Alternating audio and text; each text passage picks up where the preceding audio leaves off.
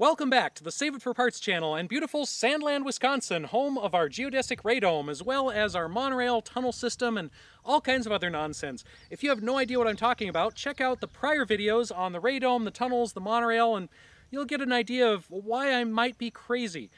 Anyway, we're here to do a little bit more installation and setup work on the dome. In previous videos, we've assembled all the panels we got from the NATO base up in Canada. We've bolted everything together, but we have not yet waterproofed it. So I'm going to be working on that today, and then it looks like we also need to mow the lawn. So it's a little bit overgrown up here, so I might try to run a lawnmower around if I can find a lawnmower at Sandland that still functions. All right, we've got the trampoline farm, the spare radome panels, extra satellite dish parts. We got some hungry baby birds. Not at all sketchy shack full of not at all sketchy blueprints and diagrams.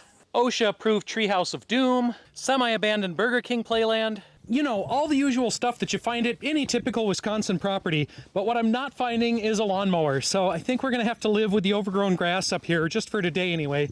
Now, I want to put some silicone sealant on the outside of the dome to keep water out, so all of the joints between triangles, all the vertexes, that seems like it would be a lot of silicone and kind of expensive. But down here in the forbidden zone of the basement, it's forbidden because the cats are kept out of there, I've got a bunch of this stuff that I dumpster dived. I think this is pure silicone. It's still squishy, even though it was in a dumpster. I don't actually know how to use sausage format like this. Alright, since my regular caulk gun won't work for a sausage, I went ahead and bought this thing. Yes, I actually bought this, even though these guys have sponsored me in the past. They probably would have sponsored me for this thing, but it was faster to just buy it. And the instruction manual is basically just 5 pages of safety warnings and then some technical information. So, no idea how to use this. I could go look up a YouTube video about it, or it's just a tube that some stuff goes in. How hard could it be? We also do still have all of these interior cluster caps or vertex plates. These are kind of the ongoing to-do list item on the dome. We have 98% of the ones on the outside installed, but we have not gotten all the interior cluster caps installed. So we may or may not get to that today. And the cluster caps we have not installed on the outside include that one, because one of these aluminum extrusions is broken. The weld is actually busted. I can't tell which one it is at the moment. And then the one at the very top of the dome is also not installed from the outside, if this will focus. That's just because it was so hard to get to. So that needs a cluster cap on both the inside and the outside. We might be able to get to that today if I can get myself up to that little hatch there and kind of lean over and install the cluster cap from inside. So despite what the OSHA sticker up here might tell you, this is incredibly unsafe. I do not recommend doing this at home. If you have an 18-foot Geodesic surplus radome at home, don't climb up on the top of the ladder to take the hatch open. I've literally just noticed this buzzing noise, and there's a wasp nest about 18 inches away from me right now, so that's awesome.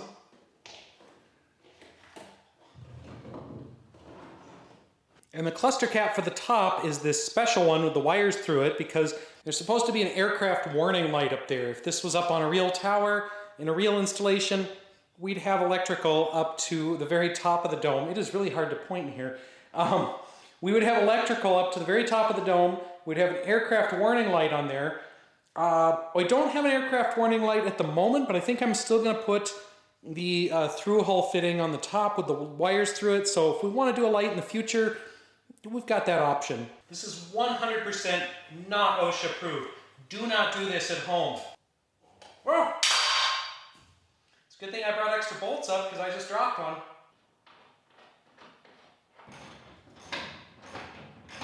So I'm trying to fix that one screwed up vertex that has the bad weld by just forcing the bolts together, and I actually tightened this bolt so much that it literally exploded. I wish I had that on camera. I don't, so you'll have to take my word for it, but I was tightening the bolt, and then it literally went bang, and it sheared in half. The bolt went flying in 2 different directions, so yeah, you can actually over-tighten these little 1/4-inch bolts, apparently. Who knew? Oh! Well, I did it again. Okay, so I have no idea how to load this because there's nothing in the instruction manual and I didn't bother to look it up online. I think I can like pull this back, jam my sausage in the hole. Oh my. Okay, I think the other end needs a nozzle, which it comes pre-plugged, so that doesn't really fit in there. This is all very confusing. All right, I have a really crummy hole that I just did with my pocket knife. There's this thing that goes on this other thing. Maybe. Yeah, instructions would have been really useful for this, but we just had 6 pages of safety warnings, no instructions on how to use it, so pretty useless. Yeah, I have no idea which direction this goes. I'm just going to say that direction. Okay, so I have severe doubts about this entire electric caulking gun operation. I feel like I probably should have just stuck with the old style manual one. We're also supposed to remove all the old silicone from these joints. That sounds like a lot of work, so I'm not going to bother with it. We're going to pull off as much as we can, and then just kind of wipe everything down, and we're just going to go for it. All right, the mosquitoes are also eating me alive out here. Another reason why I wanted to mow the lawn before I started working, but I couldn't find a mower, so the bugs are just eating me to death. This thing is also not really doing anything. It is kind of bottoming out. It's grinding to a halt, and I may have wasted like $40 on this electric caulk gun. What if we cut off more of this nozzle and make the hole bigger at the end?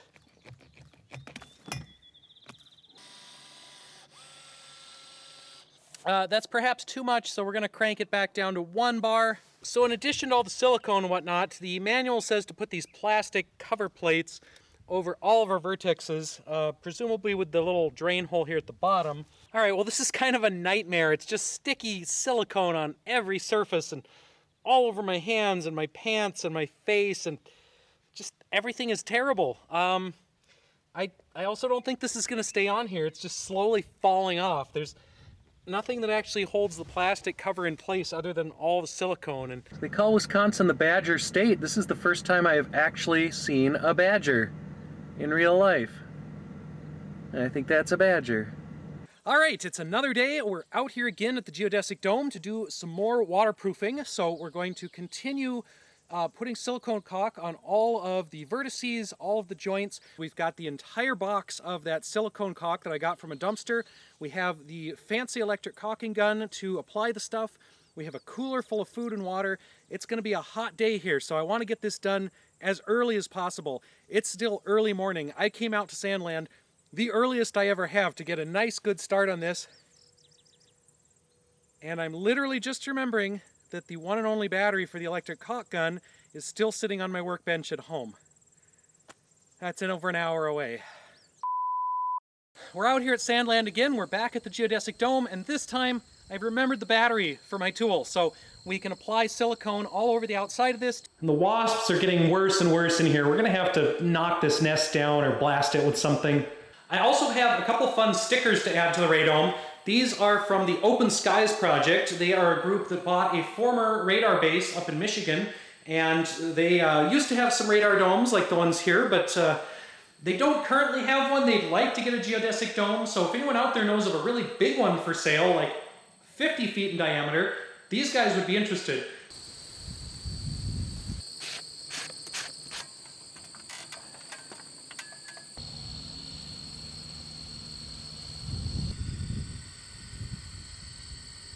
Well, out here at Sandland, and have a hitchhiker.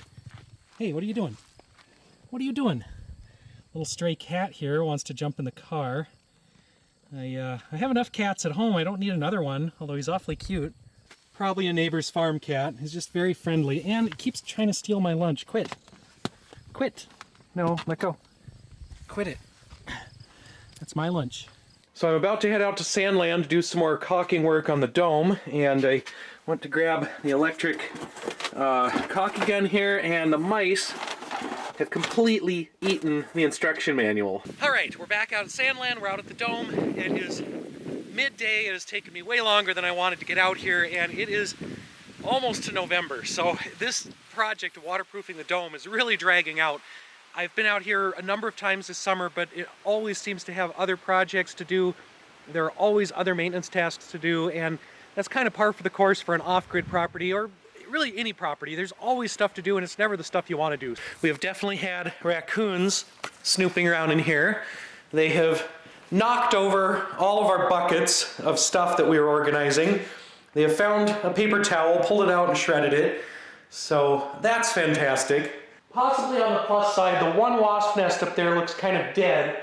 However, there's another wasp nest starting up here on the hatch, and there's this one right above the door. I think this was here last time. It looks pretty dead too. So if nobody is around in those wasp nests, I might just try to rip those down. I would like to waterproof the very top of the dome, which means I need to get out of that hatch, which means I definitely don't want to be fighting wasps while I'm up on the ladder. So we're also getting like gophers or something in the dome. They're definitely outside. There are all these little gopher holes. And then, yeah, critters have been digging holes and making little mounds of dirt inside the dome. So even if we put gravel down on the base here, we're probably still going to have critters tunneling up from underneath. Now, we were originally going to lay down this thin hardware cloth or chicken wire over the entire bottom. We kind of never got around to that, so we can still try to do that before we put any gravel down, and then we'll have to just deal with the edges.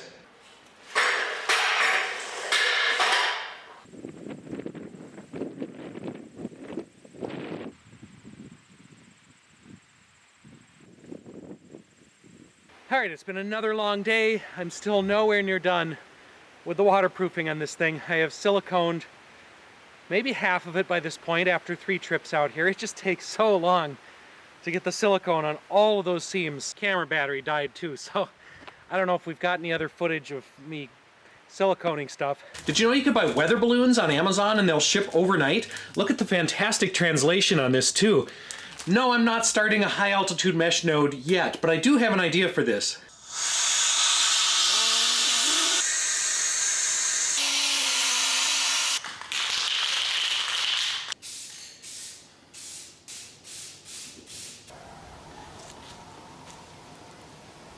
Finally, I can get those wretched Ninja Turtles! I admit it, we weren't doing a radio telescope at all. I'm in fact becoming an 80s cartoon villain. So making this into the Technodrome was definitely worth the hour or so that I wasted with this stupid weather balloon. I meant to build a door and bring it out here today, but I didn't have the measurements I needed, so have not done that yet. Let's see how badly I can screw up the math on this.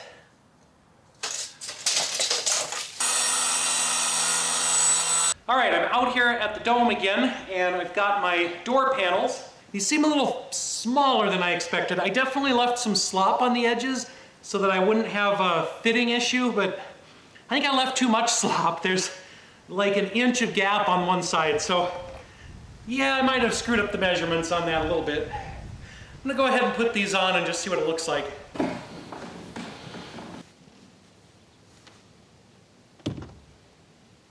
All right, the door is in. It is still, there's bigger gaps around than I intended. I think I mismeasured by ½ an inch somewhere. I was intending to put weather stripping or foam in those gaps though anyway, so now I just need thicker foam. So maybe I'll throw some pool noodles in there, and we might want to redo this door in the future. It's not quite the way I wanted, but I think it's good enough for now. It's going to keep the raccoons out of there at least, because it's attached on this edge with a hinge. It's attached here, and yeah, I don't think a raccoon's going to get in there, so that is definitely a plus. All right, I think I'm going to call the silicone done, at least for now. I'm sure I missed some spots. I'm sure there will be leaks. We'll have to figure those out in the spring because it's getting cold. It's actually getting hard to get the silicone to come out, and it's just getting stickier and stickier. It's more and more of a mess. I am not proud of this job. I am not pleased with this job, but it is done for now. There's silicone everywhere. It is a giant mess. It is ugly. It is sticky. It's kind of the best I could do one-handed balancing on this stupid ladder. I'm tired of it. I'm really tired of the silicone. I also need to take my caulking gun home and soak the whole thing in acetone or something because it is getting so sticky and gooped up. It's not even working right anymore. So I need to clean that off. I need to get all the old stuff off of there so it works properly again. And then we can come back in the spring and touch up any leaky areas. And it wouldn't be a true dome trip without one final shot of the wacky acoustics inside the dome. Stay tuned for the future dome adventures, future dome projects. If you haven't seen my prior dome videos where we put the thing together, where we brought it down from Canada and brought it out to Sandland last year, go back and check those out. They're really fun. And finally, thank you to everyone for watching, and we'll see you next time.